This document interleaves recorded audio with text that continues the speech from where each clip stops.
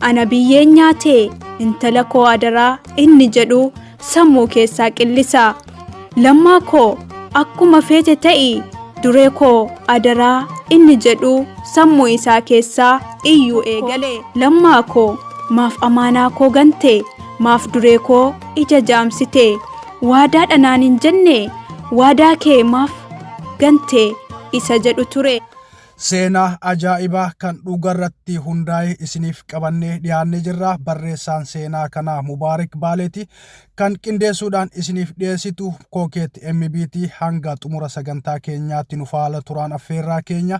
Warroonni chaanaala kanaaf haaraa taatan subscribe gochuudhaan maatii keenyatti dabalama. Kan armaan dura nu faana jirtan like share gochuudhaan nu jajjabeessaa. Seenaa hedduu garaa nama nyaatudha. Barnoota addaas of keessaa qaba. Hanga xumura sagantaa keenyaatti nu faana turaan affeerraa keenya yeroo hundaati.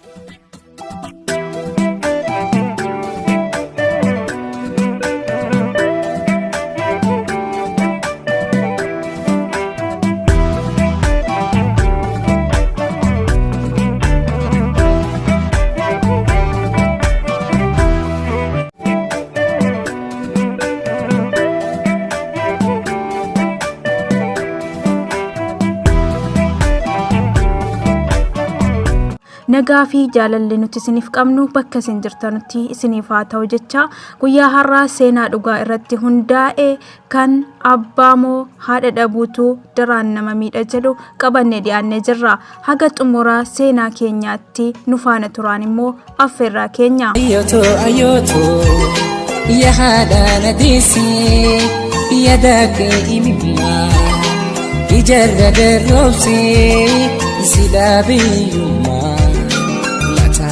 war'irsi sidaabiyummaa mataana war'irsi. Haadha moo abbaa dhabuutu daraan nama miidha. Uumama kootti nama rakkate yookaan haala gadadoo keessatti yoon argee bira darbuun uumama kootii miti. Itti siqee qorachuu fi yoonaa danda'ame haga humna kiyyaatti gargaaruufan haala. Fakkeenyaaf nama booyu, nama kadhatu, nama kophaa jiraatuu fi dubartii mana bunaa keessatti qaama ofii gurgurtu yoon argu maaliif akkas akka ta'an gaafadhu malee darbuun hojii koo miti. Wamtan qabu irraa osoon hin laanneefis darbuun gonkumaa waan hin yaadamneedha. Kennuun fudhachuurraa na gammachiisa. Haa ta'u malee yeroo hundumaa keessi koo gaddaan guutamaadha. Sababni isaas yeroon gaafii heddummeessu seenaa fokkisoo fi hedduu garaa nama balleessan waan hin dhagayuufi. Seenaawwan hedduu onnee nama tuqan kan arge keessaa kan yoomiyyuu onnee fi sammuu koo keessaa hin banne tokkon isiniif qooda. Na faana bu'a. Ayyooto ya haadha nadiisi yadake imimma ijarra darroobsi sidaabiyumma mataana war'irsi. Guyyaan isaa kamisa ganamaa sa'aatii 11 fi walakkaa godina Baalee magaalaa Roobee iddoo Dossaa jedhamtutti intala baay'ee bareedduu kan ijji ishee mirgaa fi harki ishee mirgaa hin dalagne karaarra teessee kadhattuun arge. Akkuma malakootii itti siqeen wanta kiishii qabu ergan kennee fi booda maaltu akkas akka ishee godhen gaafadhe. Intalli tunis gaafii kootiif deebii kennuu hin barbaanne. Irra deddeebi'ee gaafannaan natti dheeggamtee ofirraa na ariite. Dallansuu ishee kana irraa waa hedduu hubadhe. Innis rakkoon cimaan tokko booda isaa akka jirudha. Kanaafuu anis qorannaa koo ittan fufe. Maqaan ishee dureettii Lammaa jedhamti. Bara 1977 akka lakkoofsa Itoophiyaatti magaalaa Adaamaatti dhalatte. Yeroo ammaa kana umuriin ishee waggaa 34 guutee jira. Abbaan dureettii obbo Lammaan barsiisaadha. Mindaa argatuun maatii isaa gammachuun akka horatee turee fi haati dureettii nama baay'ee amala qabeettii ollaa hunda biratti jaalalaa fi gammachuu qabdu ta'uu dhagaheera. Jaalalaa fi gammachuu maatii kanaatti biyya guutuutu hinaafa. Dureettiinis intala hangafaa waan taateef jaalalaa fi kabaja guddaa maatii fi ollaa birattis qabdi. haa ta'u malee marsaa jireenya lubbu qabeeyyii hundaa waan ta'eef haati dureettii erga Caalaa deessee kaatee booda dhukkubaan addunyaa kana irraa boqatte. Gaafa haati Caalaa duutu Caalaan daa'ima baatii 9 ture. Kana booda caarraan dureettii Caalaa guddisuuf waan ta'eef barumsa ishee addaan kutte.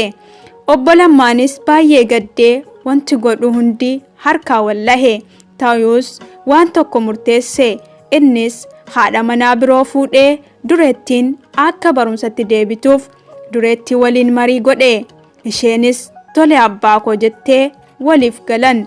Kana booda obbo Lammaan haadha manaa haaraya horatee jiru haaraya eegalan. Garuu wanti hundi faallaa yaada isaa ta'ee dureettiin uumamaan bifaa fi amala dabalattee uumamte. Waa himuu fi waanyoo tasumaa hin qabdu. Miidhaa irra gahu hundumasaa liqimsitee jiraachuu filatti. Kun immoo jireenya ishee irratti miidhaa hagaan hin jedhamne fidee jira. Oromoon waa malee hin mammaaku. Utubaan haga dhiiban qaba, haga dhiisan qaba jedha. Dubbiinis haga haasa'anii haga dhiisan qaba. Aduu dhiitee baatu dureettiin miidhaa cimaa haadha biddeenaatiin irra gahuu dhandhamu eegalte. Yaa haadha na deessee jiidhasaa gadbaattee baroorra jira addunyaa naaf jecha adirtee namummaa si dabtee ayyoontu kanaaf uffatamtee. Reebamuu, arrafamuu, beelaan dararamuu fi kan kana fakkaatan hunda obsitee fuula gammachuutiin abbaa ishee fi obboleessa ishee Caalaa waliin jiraachuu filatte. Haati buddeenaa callisuu ishee kana dahoo godhattee miidhaa daraan itti jabeessite. Hammeenya beelaa irraa kan ka'e ganama gaafa tokko Caalaan boohee dhiisuu didee jennaan dureettiin waliin boosse. Haati buddeenaa kana argitee dureettii maaltu sitti bannaan boochaa jechuudhaan sibiilaan ija ishee waraantee jaamsite. Yeroo abbaan hojiidhaa galuu dureettiin qaroo ishee tokko dhabdee jirti. Abbaanis rifatee maaltu si mudate jedhee gaafate. Dureettiinis kufeen mukni ija koo na waraane jettee akka abbaan haadha manaa isaatiin waliin dhabneef jecha sobde.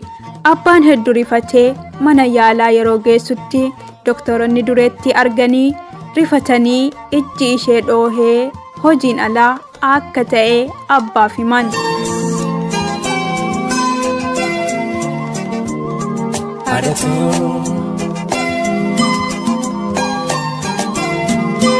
Obbo Lammaan ammas gaddaan cabee haadha dureettii yaadatee oddoo awwaalcha ishee deemuun akka gaalaa qalmaaf ciibsanitti diriirfatee ciisee booyuu eegale.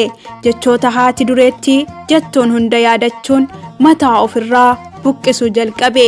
Keessumattuu jechii dhumaa kan haati dureettii yeroo boqattu jetteen ana biyyeen nyaatee intala koo adaraa inni jedhu sammuu keessaa qillisa. Lammaa koo akkuma feete ta'i duree koo adaraa inni jedhu sammuu isaa keessaa iyyuu eegale. Tasa osoo hin yaadin sagaleen hin yaadamin tokko gurra isaatti gale.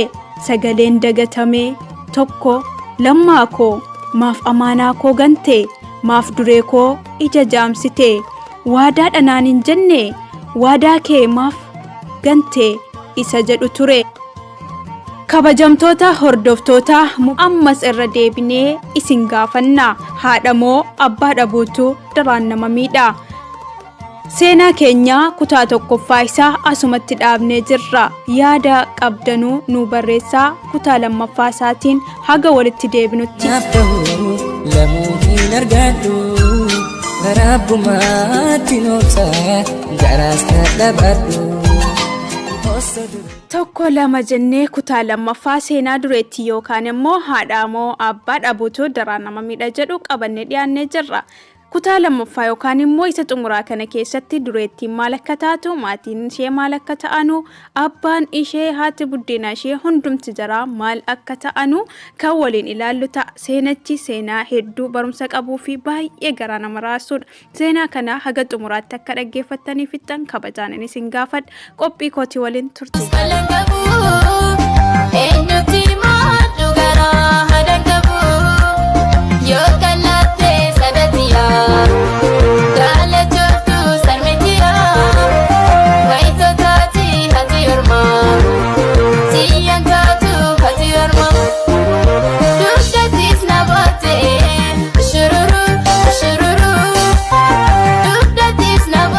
Obbo Lammaan gaafiiwwan kanaa fi kana fakkaataniif deebii kennuu waan hin dandeenyeef ofumaa isaatiifuu sammuun isaa deemuu eegale. Kophaa haasa'uu, kolfuu fi balfa karaarraa funaanuu eegale. Haala kanaan hojii isaa hojjechuun waan hin danda'amne ture. Jireenya dhuunfaa isaas hammaachuu eegalte. Haati buddeenaa dureettii hammeenya jireenyaa kana hubattee fala biraa murteessuu kaate. Dureettiin guyyaa guutuu ija takkaan uffataa fi meeshaa mana namaa dhiquudhaan abbaa dhukkubuu fi obboleessa ishee caalaa guddisuu waan eegalteef halkan akka malee of gattee yeroo raftuu haati buddeenaa ishee sibiila ibiddaan diimeessitee harka ishee mirgaa irratti gubde. Dureettiinis yeroodhaaf gaggabdee of wallaaltus lubbuun ishee hin baane ture. Haa ta'u malee harki ishees akkuma ija ishee mirgaatti faayidaan ala ta'e.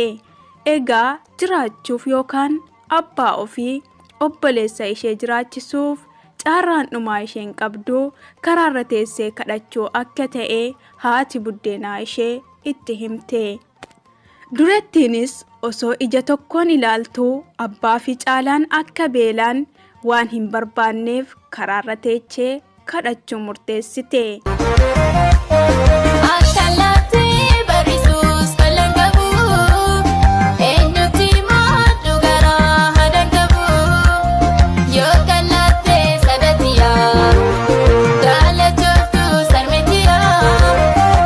Anis ergan seenaa kana qoradhee booda keessi koo hirriba waan dhabeef hangan danda'een hiriyoota kootti himeen gargaara jedheen nama 17 taanee qarshii Itoophiyaa 5,500 of irratti murteessine. Qarshii 85,000 kenninee fi jireenya salphaa ta'ee akka jiraatan dureettiinis karaa irraa akka hin teenye jennee biraa deemne. Haaluma nuti jenneen dureettiinis guyyoota 4 karaa irratti hin mul'anne. Anis hedduun gammade. Ta'us keessi koo boqonnaa argachuu waan dadhabeef ka'een gara mana isaaniitti qajeele. Yeroo mana isaanii gayuu hulaan cufaadha, manni ni kireeffama jedha. Wantumti ta'eyyuu wallaalee badii guddaatu keessa kootti dhaga'amuu eegale. Tarii sababa maallaqa saniitiif miidhaan irraan geettee kan jedhus sammuu kootti dhaga'amaa deeme. Hiriyoottan koo mari'achiisee isaanis akka ani badii tokko hin qabnee fi rabbiin haqa akka eegu naaf himanii hamilee natti horan. Tasuma guyyaa diblataa osoon taa'ee miijuu diblataa dhaggeeffadhu muudannoo ajaa'ibaa dhagahe.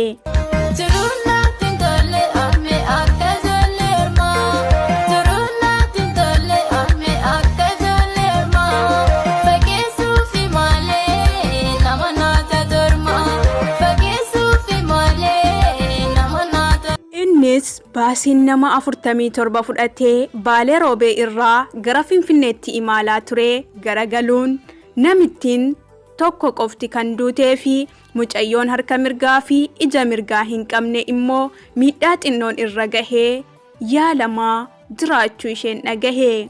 Battalumaatti matoora koo kaafadheen mana yaalaa yommuun ga'u dureettii yaala argattee bahaa jirti.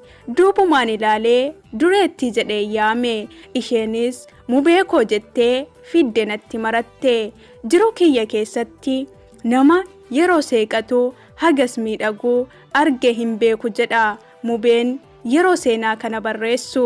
Dureettiin magaalaa dhaloota isheetti deebitee qarshiidhuma nu guurreefsaniin suuqii xinnoo ishee banattee osoo dalaggattuu amma haadha konkolaataa lamaa fi mana viillaa tokko kan qabdu yoo taatu, abbaanis xabaluma Finfinneetiin salphaatti fayyee ogummaadhuma isaatiin yuunivarsiitii Finfinneetti qacaramee barsiisaa jira. Caalaanis barumsa isaa xumuree yuunivarsiitii Maqaleetti digirii isaa barataa jira. Dureettiin bu'aa bahii hedduu keessa dabartus dhuma irratti milkaa'uu isheetiif gammaddee jirti. Haa ta'u malee hirrachuun qaama ishee wanta maallaqaan bitamuu miti. Akka dureettiin jettutti haadhaa fi abbaan ofii walqixa ta'anus haadha dhabuun danuu nama miidha. Isinoo maal jettu laata? Mudannoo fi seenaawwan hedduu onnee nama tuqan akka isin biraan geenyuuf subscribe share gochuudhaan nu jajjabeessaa. Seenaa kana qorachuun kan barreesse Mubaarik Baaleeti. Seenessituun immoo Kookee Xammibiiti. Haga sagantaa biraatii walitti deebinutti nagaan nu tura.